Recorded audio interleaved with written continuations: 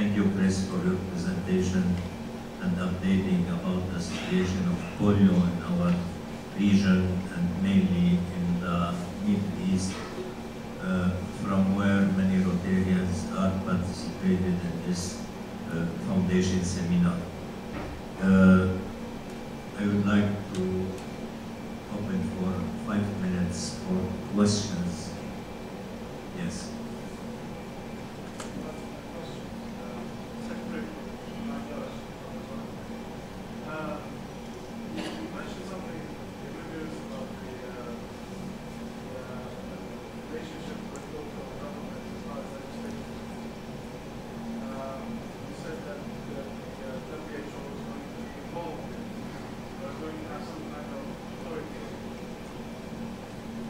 The WHO is going to have some kind of authority over local governments as far as legislation is concerned. Did I misunderstand that, or is that a fair statement? It's not so much authority, but under the international health regulations, that's international law. So we can, as an agency, we can make recommendations that basically empower countries to do. Okay, that relates to my question, which is, are you finding obstacles with local governments, especially in Pakistan and Afghanistan, with legislation or with, in other words, government involvement in assisting you in There's a huge governance issue in both Pakistan and Afghanistan. I don't know how familiar you are with both countries, but they, the writ of government, particularly at the district level and below, is in many areas not particularly strong. And there are significant issues with corruption and some of the usual things that go along with that. So I think that within the context of those two countries, we could say that governments have actually been pretty cooperative in trying to do mostly what is right and to live up to their responsibilities. But there's no question that there's serious problems. The city of Karachi, for example, there's widespread, basically fraud in ways in replacement of vaccinators, ghost vaccination teams, ghost supervisors, all sorts of strange things that go on in such a correction.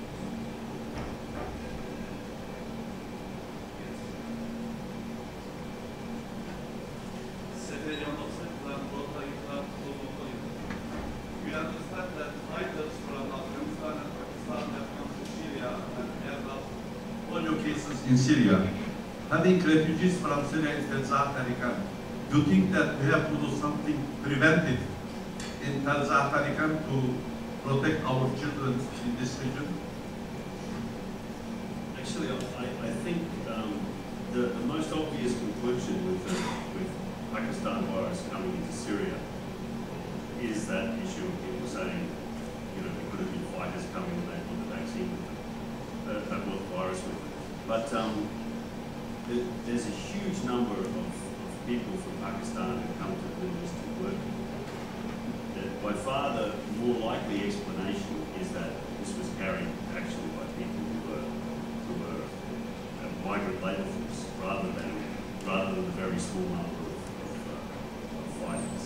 And that's one of the reasons why the risk of importation remains very high for the whole Middle East, because not every country has the issue of fighters coming, but every country does have the issue of migrant workers coming.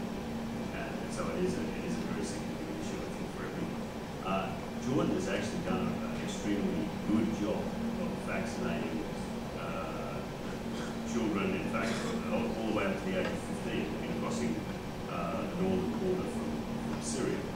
Plus, Jordan has now done tomorrow Jordan will be starting its 4th national immunisation campaign since the outbreak began, and they've done 2 subnational campaigns targeting high-risk groups. So, preventively, Jordan has already done a lot. I'd be pretty confident about what's happening so far.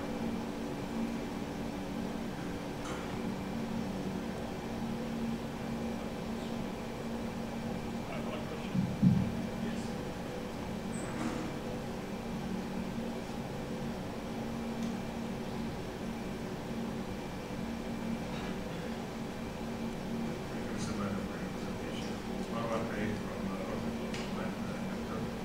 You just mentioned that in Jordan they started the fifth campaign of legalization. I suppose that in Jordan the infrastructure is well established and the system is well established. That's why Rotary is not involved in that, in helping that effort in Jordan. Can anybody answer on this? Rotary Jordan is not involved in a legalization program in Jordan. I think Rotary has been very much involved in the Polio response, particularly in advocacy. Advocacy Rotary is, but in the immunization process. Immunization is less, it's much less of an issue because, as you say, the infrastructure is very good. There's a strong public health system, so there's less of a need to actually, inject effort into the immunization process itself. But at an advocacy level, I think it's been very important. How can we do some recognition of the Rotary role in Jordan itself? Because many all the clubs are contributing to this internationally. I think there should be some kind of recognition on a local level. Maybe ask this week. Yes, there will be recognition this afternoon. The governor mentioned some certificates to those who have accepted the challenge of certain donations. This year's Especially by the Canadian government was the Rotary. That recognition from us. The recognition is how the government, the society recognizes the effort of the Rotarian contributors. I don't think this is what we should. Do you ask about recognition from the government? Recognition from the government? I think this is not what we are after. Or at least from the. I mean, we are partners. Rotary is partner, is a major partner in the initiative. So I mean, we do not expect each other to. What you heard now from the CDC director and before that, and others, this is we are partners in this. We're referring to the recognition from the Canadian government. I'm telling you, we are partners. We are partners, all of us. These governments, NGOs, Rotary, and many others. Rotary is the largest as an NGO to be involved for so many years. Yeah, I would say Rotary is one of the 5 partners for this local polio eradication initiative. So it's the World Health Organization, UNICEF, Rotary International, the Centers for Disease Control in the United States, and the Food and Drug Administration. So those 5 agencies are all represented at the global partnership and the different management bodies and strategy bodies all over the global partnership. So it's not very common for us to sort of be acknowledging each other. But in the grand scheme of things, Rotary is very well acknowledged for its role in I think once we reach the 0 level, I think that will be a great recognition for everyone. I think I can follow on. There's a press release that came out today about the Polio organization program. It recognizes government, the leadership, and so and UNICEF. Doesn't recognize that press release Rotary. What I'm saying is that Rotary should be recognized in that press release. Maybe it should be made the organization of the organizer. We know, but certainly there is no Bill Gates. I guess the question is Rotary tourism is not contributing in any way, like buying the organization or not making the organization process. That's why we are for Rotary. Yeah, certainly never say that Rotary is forgotten anyway, but yeah, it's not a sort of typical situation for Rotary, I would say, in the setting, because resource-wise and in terms of the voluntary requirements for Rotarians to be involved in the day-to-day business of vaccination, that's not really been an issue in Jordan. So.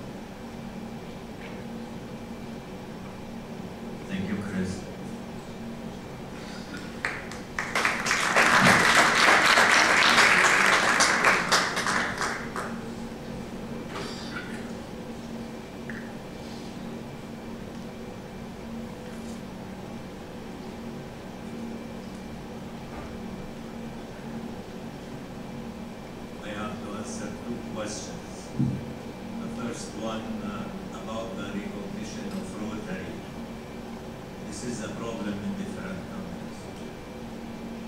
And to be recognized first by our community and second by the governments, we need more cooperation and collaboration with UNICEF, WHO, and the local authorities.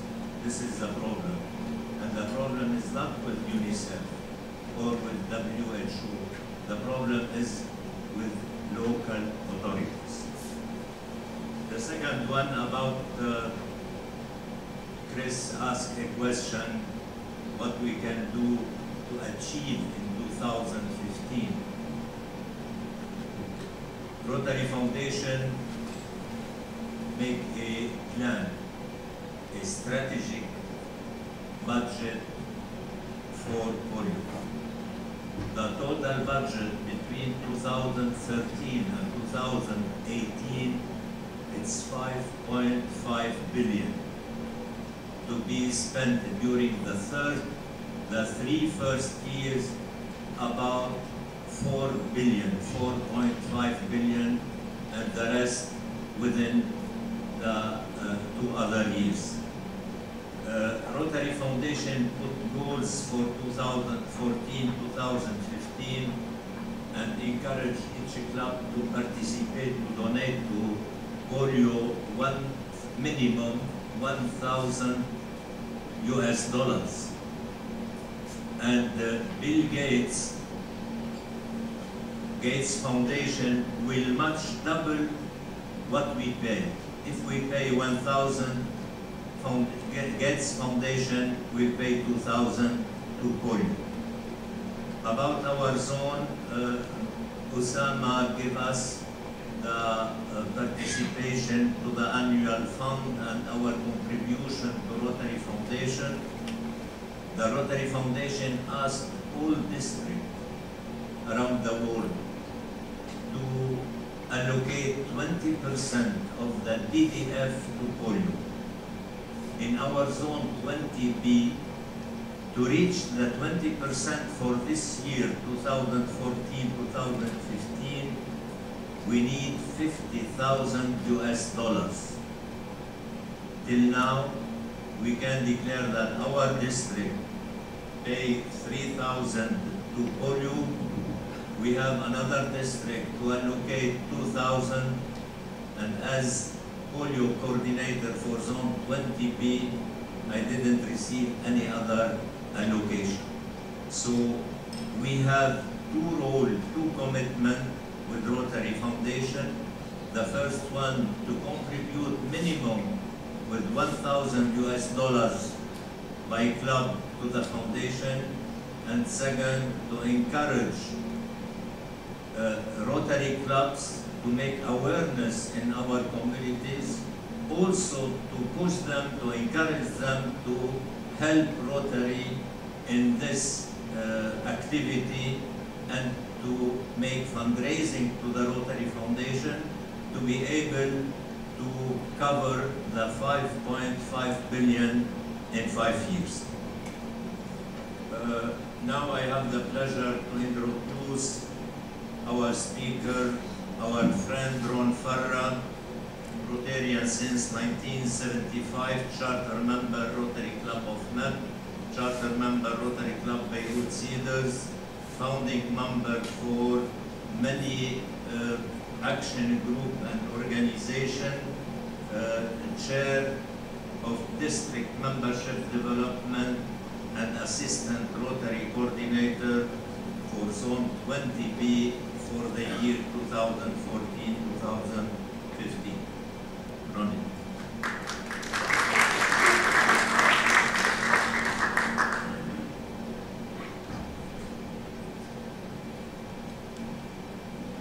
Thank you, Farid, for the introduction.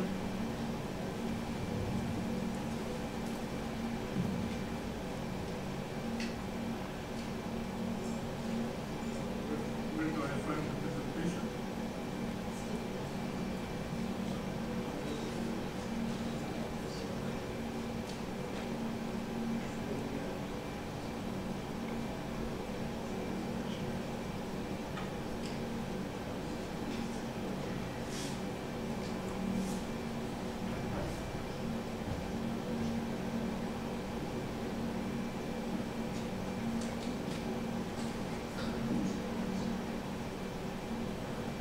Okay.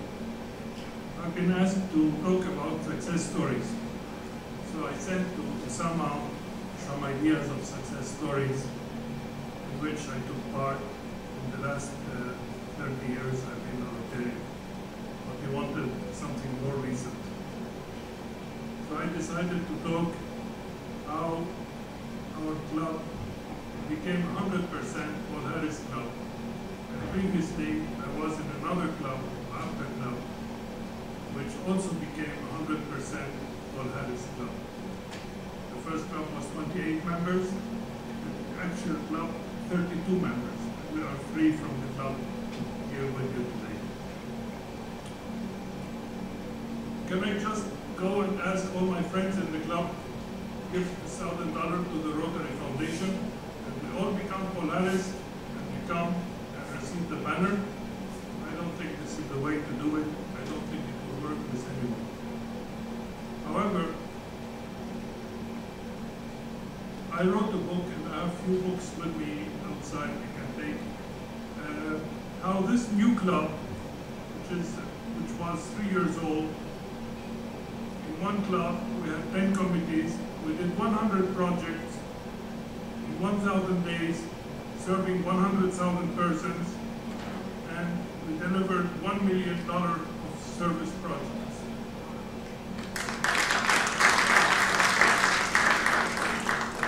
We showed the members what the Rotary Foundation is doing to help. We were helping, and the Rotary Foundation was helping us to help the others.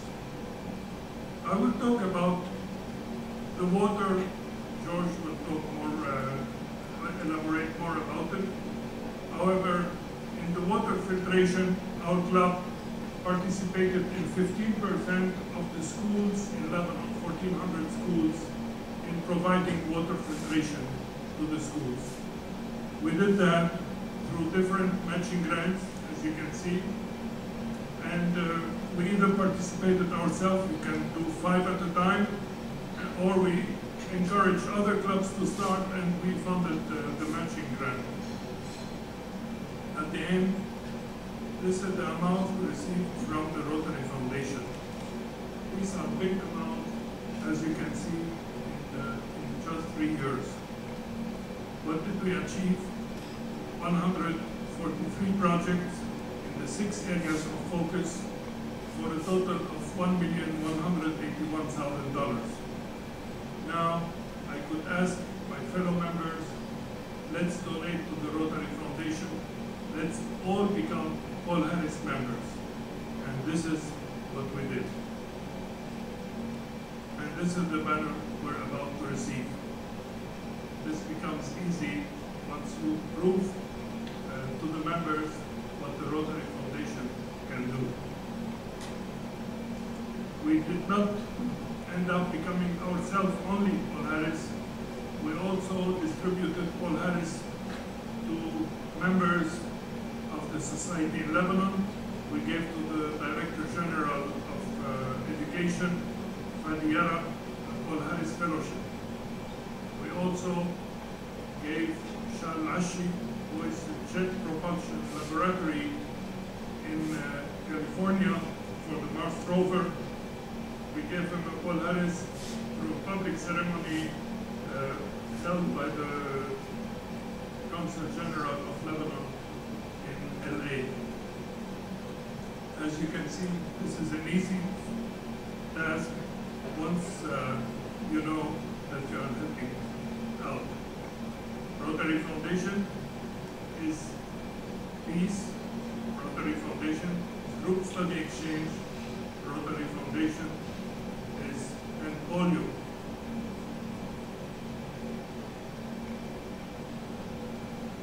And with Rotary, the impossible becomes possible. You all know this sign. You can all do it. It's easy. Thank you very much.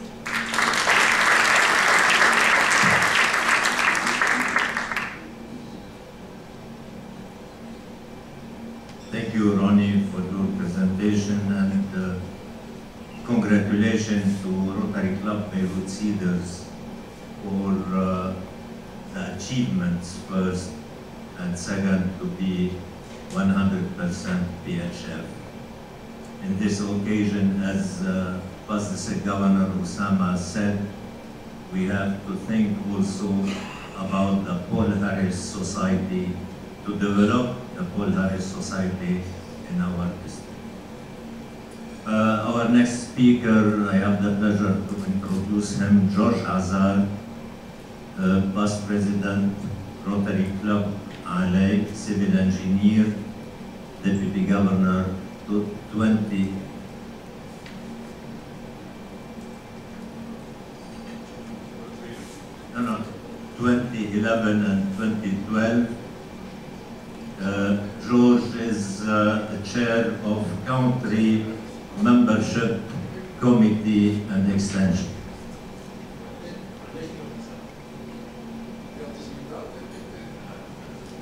Thank you, Farid. Thank you, Farid. Good afternoon. I was interested by the Water Filtration Committee in Lebanon to give this presentation. I give the regards of the chairperson of the Water Filtration Committee, Past President Azar, and Past District Governor Maher. Providing clean water for children in Lebanon's public school is the project that 25 clubs in Lebanon, 600 Rotarians, 25 clubs in Lebanon, 600 Rotarians, inner wheels, and Rotaractors, interactors. All of them agreed.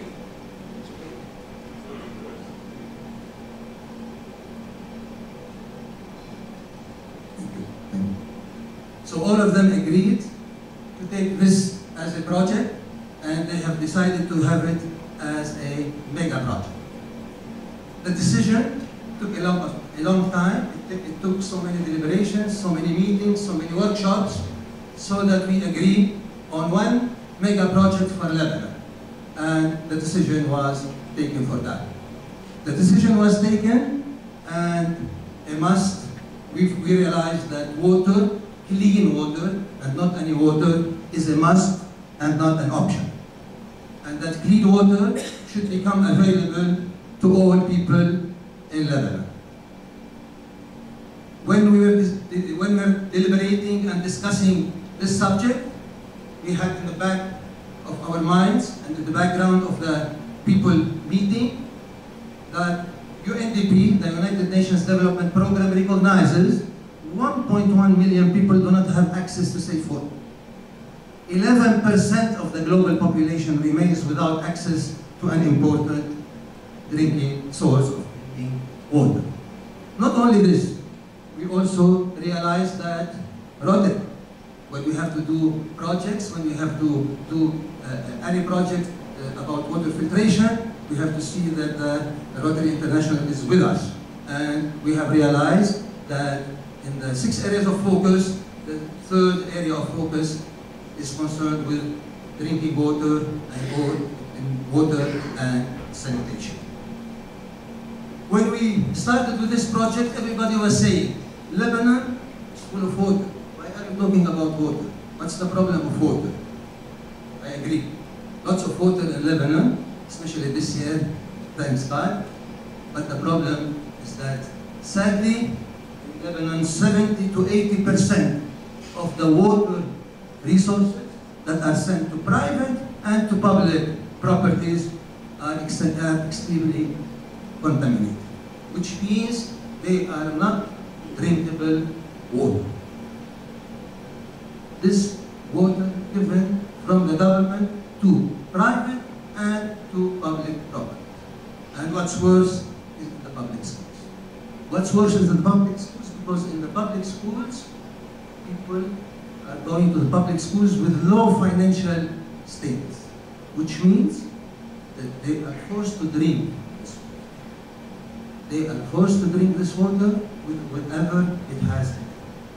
Not like private houses that might take some filtration systems. Here, everybody was drinking the water that was given from the government. had lots of problems. Most schools are either not equipped or they don't have, they're not equipped with any filtration system, they don't have good water tanks, and they don't have any system in the schools. When we used to go on site to check the schools, you have to look only into the eyes of the students over there. They were really looking at everybody here, what's happening. They were, the chairpersons and the professors over there were saying, students, we ask students to get bottles of water with them, because we are not allowing them to drink. And so many cases happened in Lebanon, in public schools. And the worst was one in which 60 students were hospitalized in Tripoli. In Hayy Zahra, in Abu Samra in Tripoli, 60 students were hospitalized because of contaminated water. And when it was investigated, it was the tank. The tank was full of lots of things. And that's it. That's why we decided to go and look for clean water. It's the right, we decided that it's the right of all students, it's the right of everybody to have clean water, and that the project is worth it to go and push for it, so that we see that 300,000 students in Lebanon, in 1,300 schools, do have the right to take the proper water. And the objective is not to keep any public school in Lebanon deprived. So we went and made a press conference in which all the clubs in Lebanon decided to give all equipment to have enough water and clean water. We had to change the tanks from either concrete or plastic or any other tanks. We have to change the pipes. We have to put a UV. We have to put a filtration system, and we have to change the taps. All of this together were done.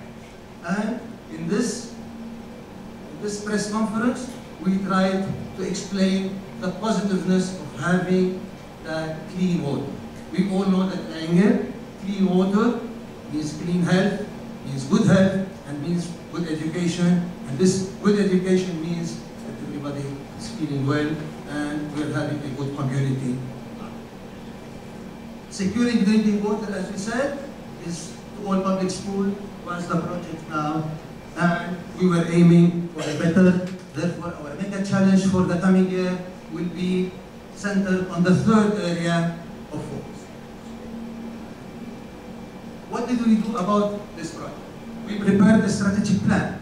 We formed a working team. All of these steps were done for a long period of time. We identified partners. We secured technical, financial coordination and image building. We contacted the Rotary Foundation, because we have to go and have global grants. We have to get in touch with the Rotary Foundation.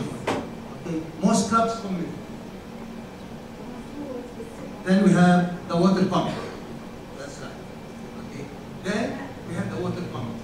The water committee has 5 divisions. The technical committee, which was responsible for all the MOUs, all the technical specifications, and so that we have the things we need. It also has a water sampling. We have Boyker with us. We have a training. We have a private. I have to move fast because there are so many things that we can go in details. Local fundraising committee, and I was lucky to be